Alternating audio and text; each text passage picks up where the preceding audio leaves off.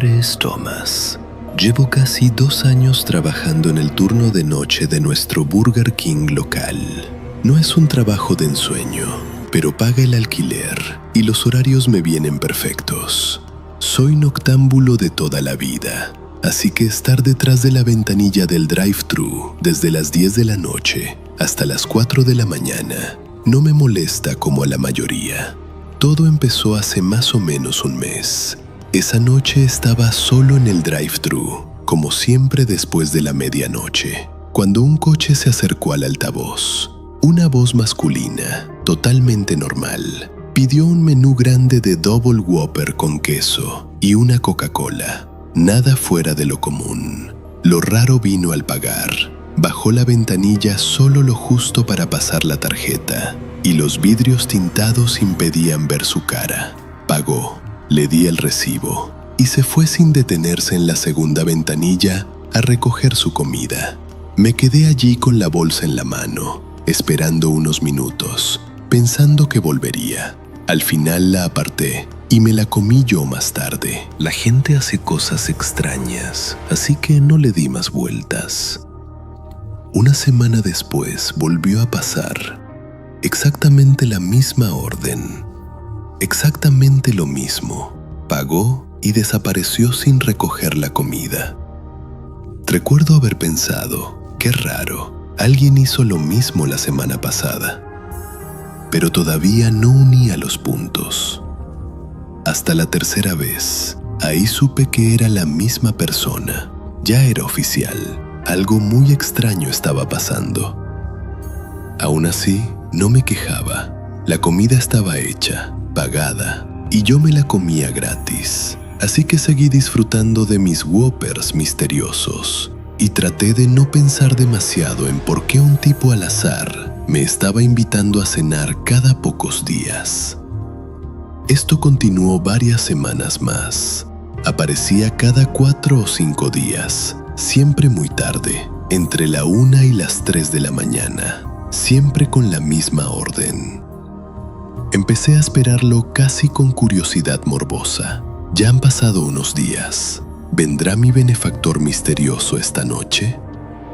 Una noche, alrededor de las 2, escuché esa voz familiar por el altavoz. Sabía lo que venía.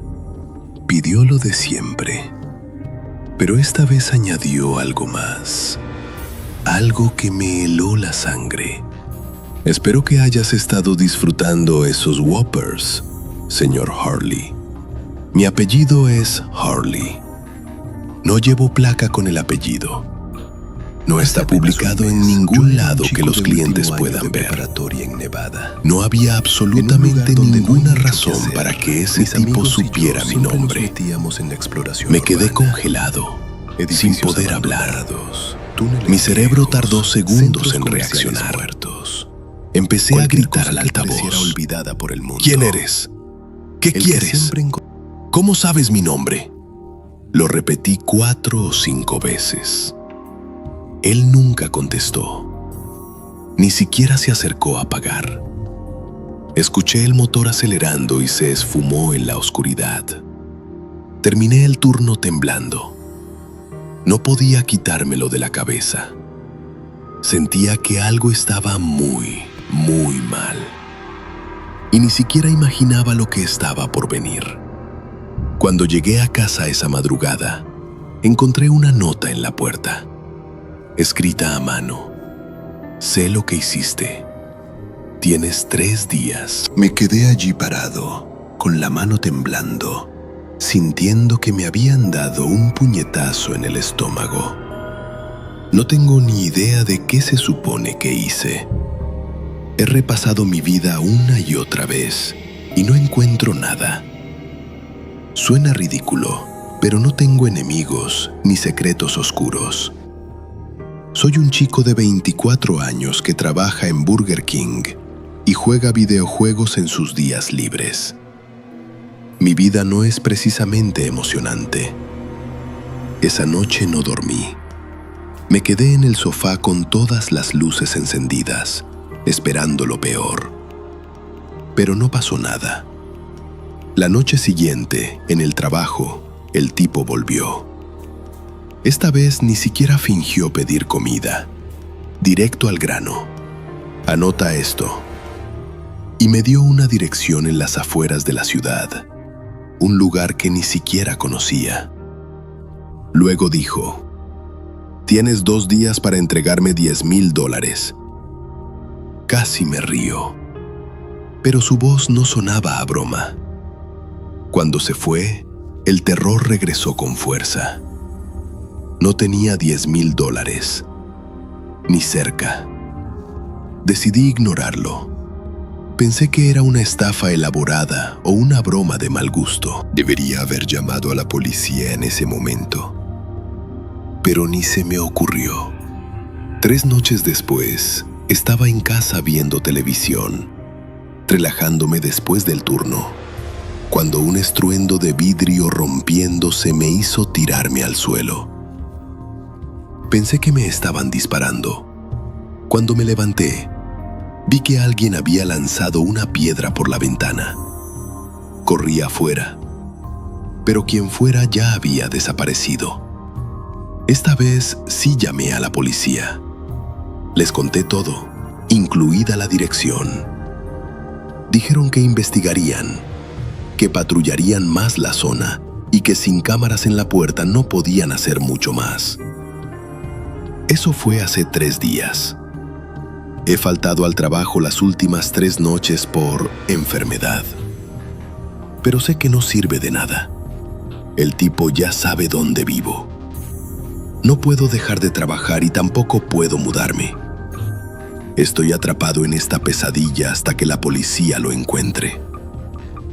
Tal vez intente que rastreen la tarjeta de crédito que usó para pagarnos Whoppers. Pero la verdad, no sé qué más hacer. No tengo idea de por qué me eligió a mí. Ojalá no empeore. Hace unos 8 meses me gradué en comunicación. Como imaginarás, me ha servido de mucho para conseguir un empleo estable. Ironía pura. Sigo viviendo con mis padres y todavía no encuentro trabajo de verdad. Mientras tanto, conduzco para Uber y Uber Eats. A veces, las 2 cosas la misma noche. No es una carrera, pero da dinero y me hace sentir que estoy haciendo algo mientras ordeno mi vida. Sé que suena patético, pero es lo que tengo. Conduzco principalmente viernes y sábado por la noche, de 9 hasta las 2 o 3 de la mañana, cuando el precio sube y los universitarios borrachos necesitan que los lleven a casa desde los bares del centro. No es exactamente turno de noche, pero se siente como uno. Esto pasó hace unas semanas. Era sábado, alrededor de la 1:30, y ya estaba por apagar la app cuando entró un último viaje.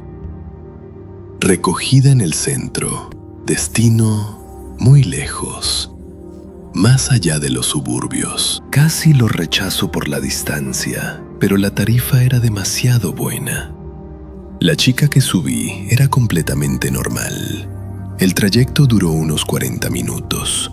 Cuando la dejé eran más de las 2 y me quedé solo, en medio de la nada, con 40 minutos de regreso a la civilización. Di la vuelta y empecé a volver. No habían pasado ni 10 minutos cuando vi un coche detenido en medio de la carretera con las luces de emergencia encendidas. Me acerqué con cuidado. Delante del coche había una pareja de mediana edad agitando los brazos, pidiendo que parara. Mi instinto me dijo que no lo hiciera, pero no puedo dejar a alguien en apuros. Paré a unos 6 metros, bajé la ventanilla solo un poco. Era una pareja de mediana edad, lo que me tranquilizó, hasta que empezaron a hablar. La mujer llevaba la voz cantante. Tenía una energía frenética, pero también algo ensayado, como si hubiera repetido ese discurso muchas veces. Dijo que me advertían de un puente colapsado más adelante, que había pasado esa misma tarde y que ellos casi se caen al río. en un lugar donde no señaló hacia la oscuridad y me juró que si seguía por ahí terminaría en el agua. Edificios abandonados. Naturalmente pregunté qué debía hacer. Centros comerciales. El marido me habló de un desvío a mitad de camino antes del puente. Un camino de tierra que atravesaba el bosque. Añadiría tiempo, pero me llevaría de vuelta a la carretera principal sin cruzar el puente. Les agradecí y arranqué. Algo no encajaba. No sabía qué, pero decidí confiar en mi instinto y seguir por el camino original. Unos kilómetros más adelante, vi el desvío que mencionaron. Un estrecho camino de tierra que se perdía entre los árboles. Seguí de largo. Poco después, llegué al puente. Lo crucé sin problemas. Ni estaba colapsado, ni tenía daño alguno. Aunque no pasó nada, esa noche no dormí bien.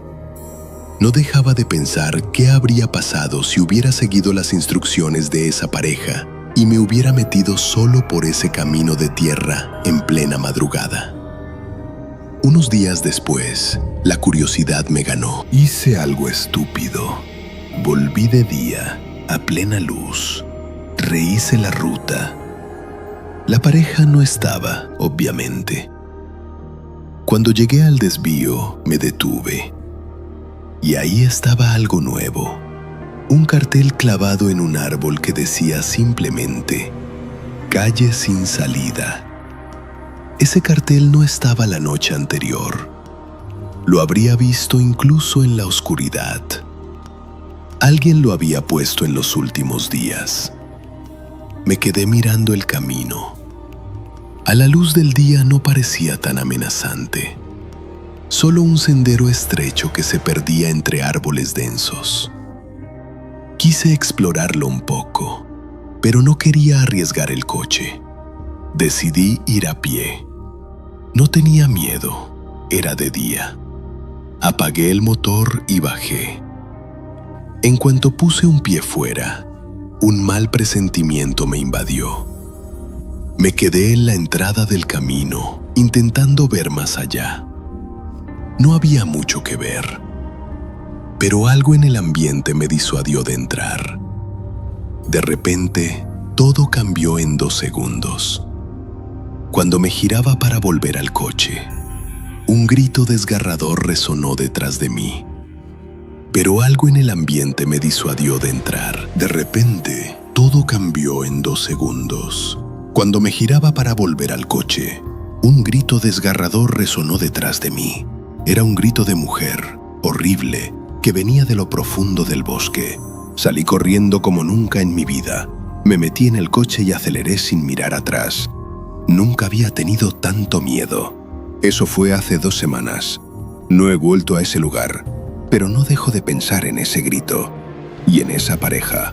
Parte de mí sabe que debería dejarlo estar, pero otra parte quiere volver con un amigo y grabarlo. Por ahora, solo puedo preguntarme qué demonios fue ese grito y quiénes eran esas personas. Esto pasó hace unos inviernos, cuando trabajaba como guardia de seguridad nocturno en un complejo de almacenes comerciales. Tenía 26 años y llevaba 8 meses en el puesto. El turno era de 11 de la noche a 7 de la mañana y siempre estaba solo en el sitio. Las noches solían ser rutina: fichar, patrullar el exterior, sentarme en la oficina a vigilar las cámaras y cada hora otra ronda. El almacén guardaba equipo industrial y suministros a granel. Nada demasiado valioso. Esa noche empezó normal. Hacía frío y nevaba suavemente. Hice mi primera patrulla, todo en orden, y volví a la oficina. Alrededor de la 1:30 recibí una alerta de movimiento en una de las cámaras de la plataforma de carga. No era raro. El sistema era muy sensible. Viento o animales lo activaban. Revisé la imagen. Todo normal. Solo la plataforma vacía y la nieve cayendo bajo los focos. Pero las alertas siguieron llegando. Cada 10 o 15 minutos, la misma cámara. Cada vez revisaba y no veía nada. Lo que empezó a inquietarme era que el movimiento siempre ocurría justo en el borde del encuadre, como si algo estuviera ahí, pero nunca entraba del todo en imagen. A las 2:30 ya tenía 6 o 7 alertas solo de esa cámara. Ninguna otra se activaba. A las 3 salí a comprobarlo personalmente. La nieve había parado y el complejo estaba en completo silencio. Recorrí toda la plataforma con la linterna. Nada. Todas las puertas cerradas, sin huellas en la nieve excepto las mías. Volví adentro. 20 minutos después escuché un fuerte ruido metálico, como algo pesado arrastrándose por el concreto. Venía de dentro del almacén, de lo más profundo. Revisé las cámaras interiores, los 6 pasillos vacíos. Empecé a ponerme nervioso. Sentía que alguien me estaba jugando una broma, o que me observaba. 1 hora más tarde el ruido volvió, más fuerte. Arrastrar seguido de un golpe seco, como si algo hubiera impactado contra una puerta interior. Revisé las cámaras otra vez. Nada en las primeras 5. Yo era un chico de Al llegar a las 6, en Nevada, la imagen se puso negra 3 segundos. Ruido estático. Y volvió. En la exploración urbana. Pero algo había cambiado. El ángulo se había movido ligeramente hacia la izquierda, como si alguien hubiera tocado la cámara. Por el mundo. Ya no tenía opción. Agarré la linterna y la radio y entré al almacén. Era enorme. 80,000 pies cuadrados de estanterías industriales en largos pasillos. De día estaba lleno de luz y montacargas. De noche, las luces se atenuaban, dejando todo en una penumbra amarillenta. Estaba a mitad del pasillo principal cuando escuché pasos a mi izquierda. Sonaban como alguien caminando 2 o 3 pasillos más allá. En cuanto me detuve, los pasos se detuvieron también. Me quedé allí, conteniendo la respiración, en un silencio absoluto. Después de lo que pareció una eternidad, no aguanté más. Con voz firme, anuncié que era seguridad y exigí que quien estuviera allí saliera. No hubo respuesta. El resto de la patrulla fue una pesadilla. Iba preparado para una pelea, cada músculo en tensión. Cuanto más buscaba sin encontrar a nadie, peor se ponía la sensación. Terminé la ronda sin ver a nadie, lo cual fue aún más aterrador, porque sabía con total certeza que había alguien dentro. No volví a oír ni ver nada el resto del turno, pero eso no me tranquilizó. Me sentía culpable. Mi trabajo era sencillo y lo estaba fallando en tiempo real. Cuando llegó el supervisor a las 7, le conté todo. Hicieron una inspección completa, pero no encontraron nada.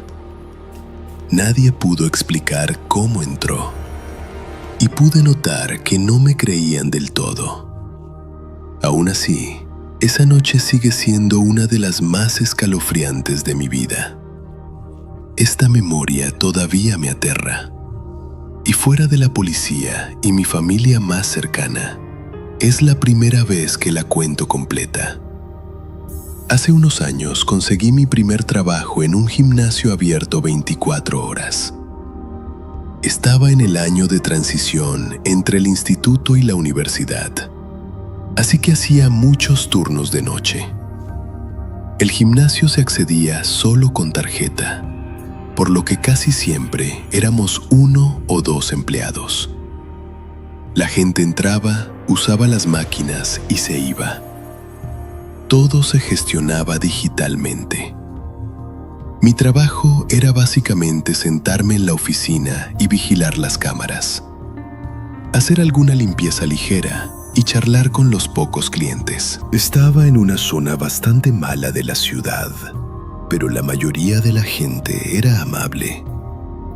Era uno de esos gimnasios donde los pocos que van de noche se conocen entre sí. Esa noche en particular, trabajaba de 8 de la tarde a 6 de la mañana. Un turno larguísimo y normalmente aburrido. Pero lo que pasó esa madrugada todavía me quita el sueño.